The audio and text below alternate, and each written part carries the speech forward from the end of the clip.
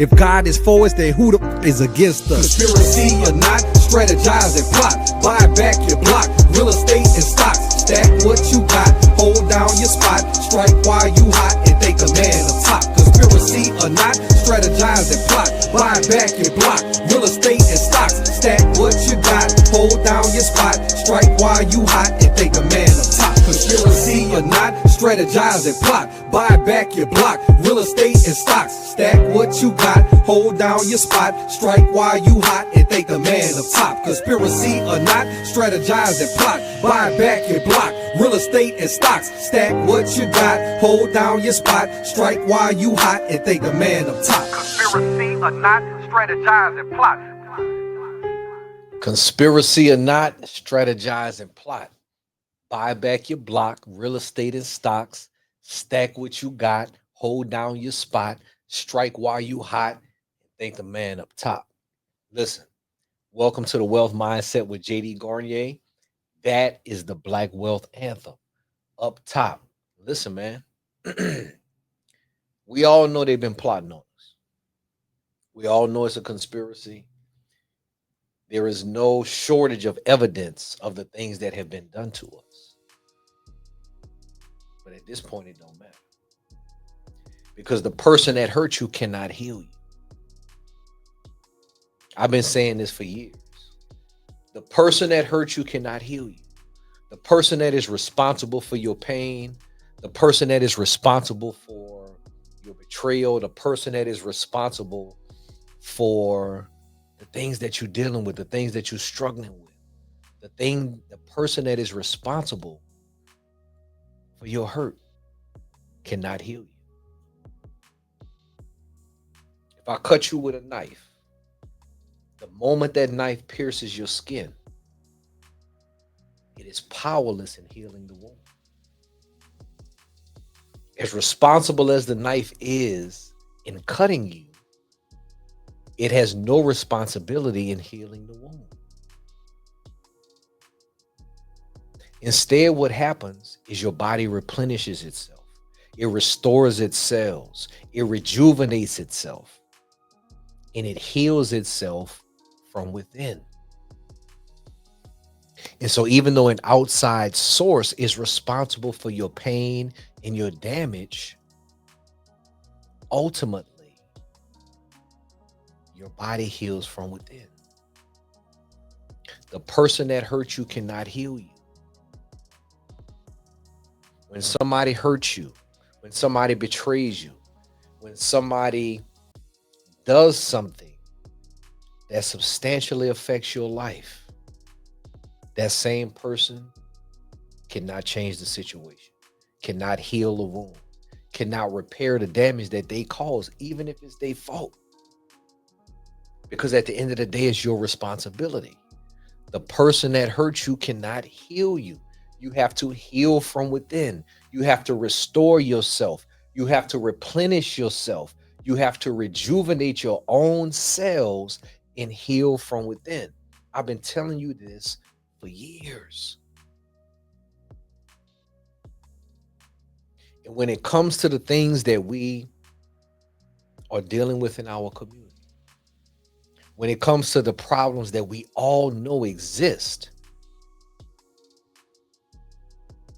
when it comes to the data and the statistics about how we are last economically, we are last educationally, we are last in every outwardly mobile statistic that there is, the fact of the matter remains, the person that hurt you cannot heal you.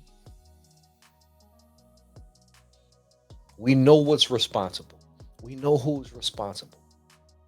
I can easily walk you through a history lesson. And I don't have to go back 200 years. I can go to Jim Crow, in redlining, in the Civil Rights era, in COINTELPRO, in Iran-Contra, in the crack epidemic, in the crime bill. And I can go on and on and on about things that have been deliberately, that have been purposefully, that have been funded and sanctioned by the federal government against our community. We lost 2 generations of Black men through the crime bill and the crack epidemic. We missed out on 2 generations of wealth transfer and wealth accumulation with redlining and the inability to participate in home loans during the New Deal.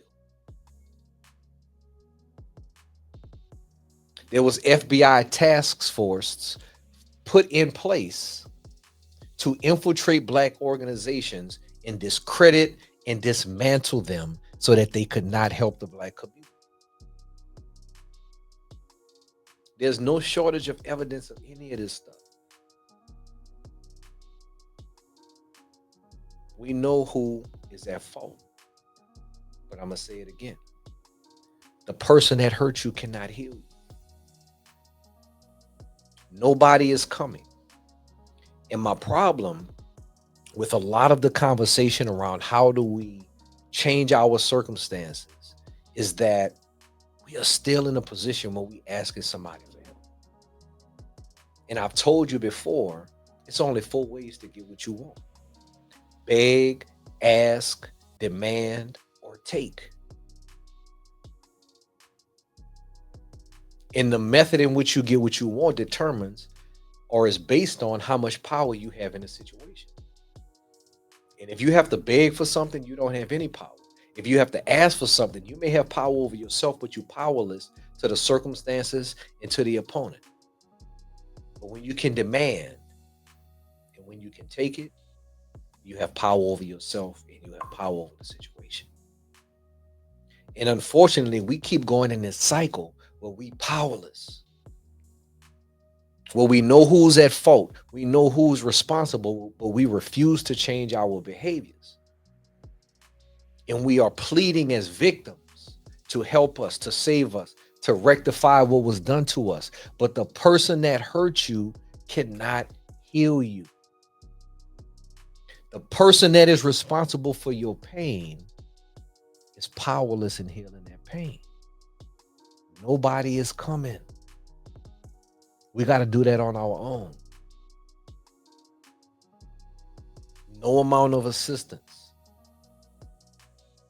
no amount of aid, no amount of stimulus, no amount of funding is going to heal and repair and restore and regenerate the wounds that we have in our community.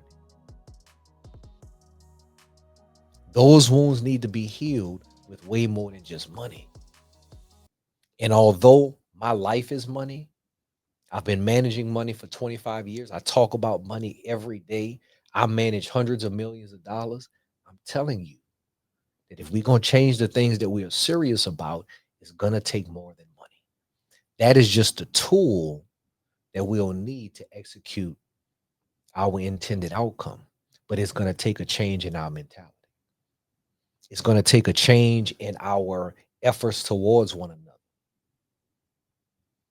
We need what I call unspoken cooperation. See, there's a reason why we have to say, buy black. It's a reason why we have to encourage people to support black businesses.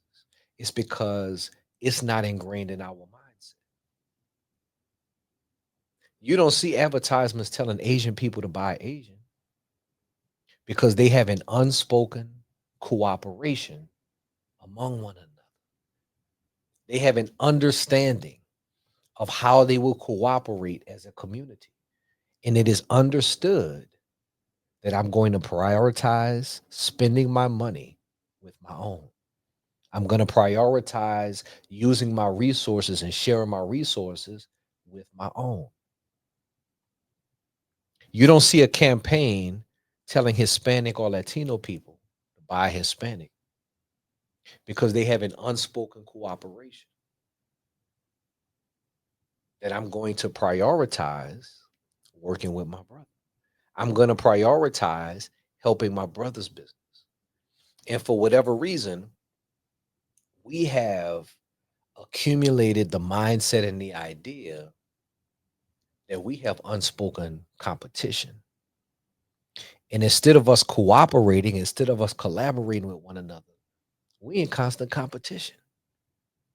We're fighting amongst one another for positions when other people are leveraging their resources to bring their own people up. The person that hurt you cannot heal you. We have to heal from within. And so if we keep at this rate, no amount of money is going to change the conflict that we have amongst ourselves. And if we all just get a check, if we all just accumulate these riches, now we're in a position where we're nothing but business partners. We're nothing but colleagues, and there is no connection that is tying us together as a community. The person that hurt you cannot heal you. And so it's not on them. Yes, we need new policy. Yes, we need new laws. Yes, the dynamics need to be adjusted so that we have an opportunity. But that's not going to change our circumstances. Right now, we spend almost $2 trillion a year as a community. That's how much leverage we have in terms of how we spend our dollars. And yet, and still, we control less than 4% of the wealth. We own less than 4% of the stocks and bonds and public securities in this country. Our median net worth is 7 to 10 times less than that of white families.